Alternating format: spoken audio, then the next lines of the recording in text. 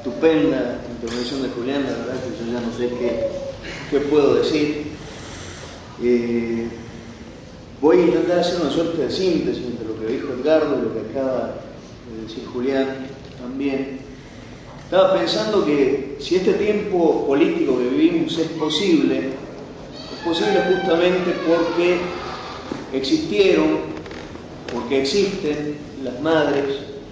Sería imposible entender este momento de Argentina y de América Latina sin entender esa capacidad de resistencia y de creación, de ahí la palabra creación, que quisiera usarla en este punto como sinónimo de poesía, que tuvieron las madres.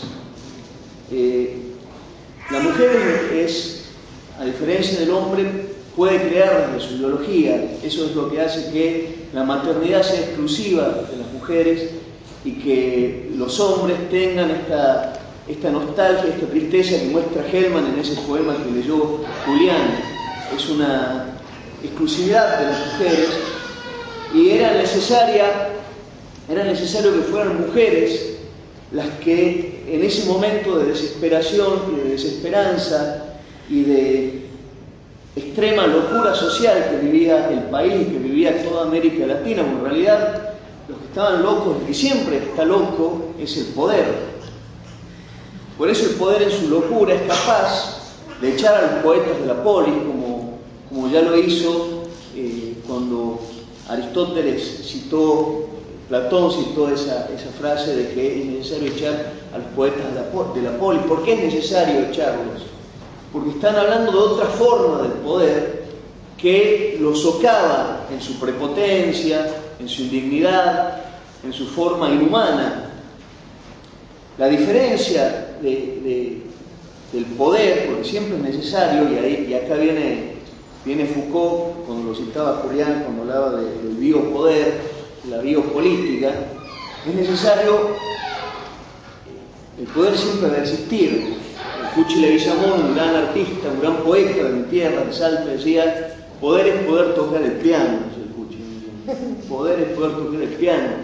Y en realidad, el tiempo que hoy vivimos, el tiempo histórico que hoy vivimos, es como el poder que está permitiéndoles a los débiles hacerse cargo de su destino, que no nos sigan imponiendo un deber ser, un deber hacer, y unas leyes que solo benefician a unos pocos.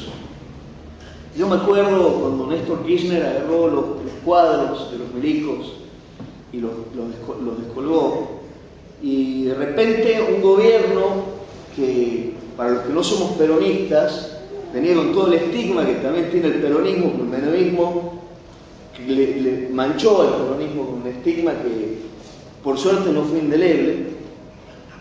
Entonces de repente era decir, bueno, acá está pasando algo, esto no es más de lo mismo.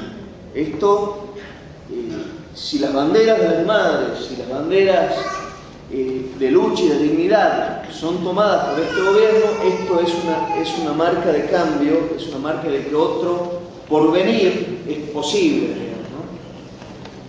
El primer poema que yo escuché dedicado a las madres lo escribió un poeta en Salta, se llamaba Jesús Ramón Vera, un poeta popular que era cacique de comparsa. Las comparsas en Salta salen para los carnavales y cantan coplas, ¿no? Una copla, por ejemplo, puede decir: agüita baja del cerro masticando pedregales, así mastica la muerte los huesos de los mortales. Pero Verita, como le decían, que acaba de morir este año, escribió un hermoso poema a las madres, que un poco venía para una sociedad tan conservadora y retrógrada como la sociedad de Salta, quería un poco adelantarse al tiempo, así como otros artistas, como por ejemplo el dúo salteño, que eran tan amigos de Armando Tejada Gómez, un poeta que también le cantó a las madres, así como le cantaba a toda América Latina. Venía a adelantar esta época y un poco a contribuir como contribuyeron las madres en toda su presentación a la sociedad argentina, a resignificar las cosas. Resignificar el sentido de las cosas es quizás la función principal de la poesía, es acabar con el sentido común, eso que nos dicen esto es así porque es así y para siempre va a ser así. El silencio es salud, como solían decir en una época. Yo me acuerdo cuando yo era chiquito en Salta, te mandaban a callar y bueno, no podías protestar, ¿no? Cuando Galtieri salió a decir que las Malvinas eran argentinas, nos estaba mandando al muero un montón de pibes de esa época, las madres dijeron las Malvinas son argentinas y los desaparecidos también, ¿no? Esto es sacar, es una función propia de la poesía. No existe poesía que no logre sacar el lenguaje del lugar común. Hay un teórico que se llama Carlos Blum que habló del poeta vigoroso. Carlos Blum, que también tiene un vínculo con el psicoanálisis, ya que hablamos de salud mental, porque toma el psicoanálisis para hablar de muchas teorías de sus aportes sobre la poesía. El poeta vigoroso es este que crea un juego del lenguaje que es tan fuerte y es tan determinante del cual no se puede salir. Esta teoría de la poesía en un sentido amplio y como juego del lenguaje, por ejemplo, alguien la aplicó a la filosofía y dice, bueno, el juego del lenguaje de Marx es tan fuerte que alguien puede ser un detractor del marxismo y sin embargo no puede dejar de hablar de clase social. Fue un término que acuñó Marx, ¿no? Nuestras madres de Plaza de Mayo, como el propio Che, por eso me parece que no es gratuito que él haya recitado ese Padre Nuestro, son poetas vigorosas en este sentido. Digamos, no se puede entender el tiempo que vive hoy Argentina y América Latina sin entender la lucha de las madres, así como la lucha de las madres tampoco se puede entender sin entender la lucha del Che en su momento, o las experiencias fallidas o no que se dieron en la Argentina a la sombra de esa lucha del Che. Pienso en la experiencia de Macetti, del ejército guerrillero del pueblo que se instala ahí en Salta, en la selva de Orán, y que termina Macetti comido por el monte, digamos, ¿no? En un episodio trágico que recreó también Germán Rosemaya de Los Ojos del Tigre y que también fue poetizado por Juan Kelman, entre otros de nuestros poetas, el propio Alberto Humbert, cuando escribe EGP, ¿no? En el Che Amor, el EGP se llamaba ese poema, ¿no? La novedad aquí es que a la poesía la haga el pueblo y la hagan madres del pueblo que deciden ponerse los pañales de sus hijos en la cabeza y que de repente esos pañales se convirtieron en algo, en una marca indeleble que ya es una marca de la identidad de nuestro país y de orgullo, yo diría, de nuestro país.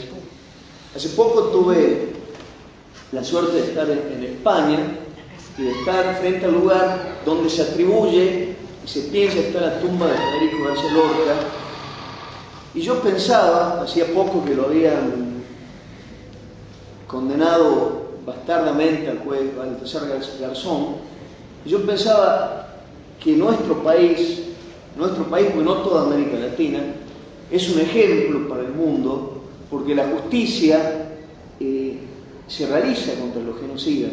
Los genocidas españoles están muriendo de viejitos, están muriendo muy contentos, los fascistas españoles, y además actualmente son los artífices del neoliberalismo y del ajuste, son el PP, que está llevando adelante estas políticas vergonzosas como en general es el capitalismo en la forma neoliberal, ni que hablar.